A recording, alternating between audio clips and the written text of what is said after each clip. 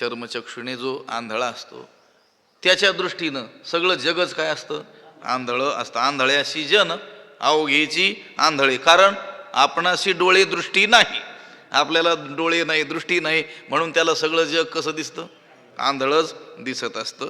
अगदी त्या दुर्योधनाला विचारलं नव्हतं का कोणीतरी, सज्जन माणूस शोधून आण. सगळीकडे फिरला ना आला कंटाळून, म्हटलं एकही सज्जन नाही आहे. आणि तेच धर्मराजाला सांगितलं एखादा दुर्जन शोधून आण. सगळीकडे फिरलं, त्याला कोणी दुर्जन दिसलं नाही. जशी दृष्टी तशी सृष्टी. त्या दुर्योधन दुर्जन असल्यामुळं त्याला सगळे चोर भामटे दुर्जन दुष्ट असेच दिसले. तो म्हटला चांगला माणूसच नाही कोणी. आणि धर्मराज त्यांना ते सज्जन असल्यामुळं, कोणा कुठेही दोषदर्शन ते करत नसल्यामुळं त्यांना कोणी दुर्जनच या जगामध्ये आढळला नाही. आमचे श्री गुरु स्वामीजी महाराज सांगत असतात, ते म्हणतात अजून कोणी चुकीचा माणूस मला भेटलाच नाही. आता भेटेल कशी, त्यांची दृष्टी सगळीकडे सर्वत्र ब्रह्मदृष्टी असल्यामुळं ते म्हणतात मला अजून वाईट माणूसच भेटला नाही, असं बऱ्याच वेळेस म्हणत असतात ते. आणि त्यातून एक बोध देत असतात. ते म्हणतात आपल्याला चांगले लोक भेटावे अशी इच्छा करत राहावी, म्हणजे चांगलेच भेटतात. मला अजूनही एकही वाईट माणूस भेटला नाही.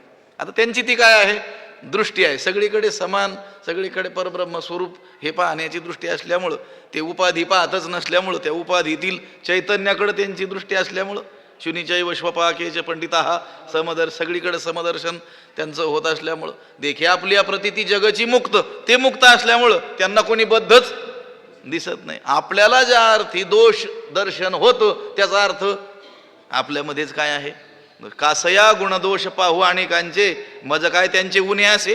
तुकोबराय म्हणतात मी लोकांमध्ये हा दोषी आहे, हा चांगला आहे, हा बरा आहे असं कशाला बघू, कारण माझ्यातच काय गुणीव आहे का, त्याची काही कमतरता आहे काय, माझ्यातच सगळे दोष भरलेले आहेत. तो जो मुक्त आहे त्या मुक्ताला हे सगळं जग मुक्त अशीच काय येते, प्रतीती येते. हे पहा, भगवान भाष्यकार शंकराचार्यांचं एक वचन आहे, आदौ ब्रह्माहमस्मी इत्यानुभव उदिते खल्विदम ब्रह्म पश्चात. अगोदर त्या साधकाला मी परब्रह्म स्वरूप आहे असा अनुभव येतो, आणि त्याच्या उत्तर क्षणीच तत्क्षणीच हे सगळं जग ब्रह्म आहे असा त्याला काय येतो, अनुभव येतो.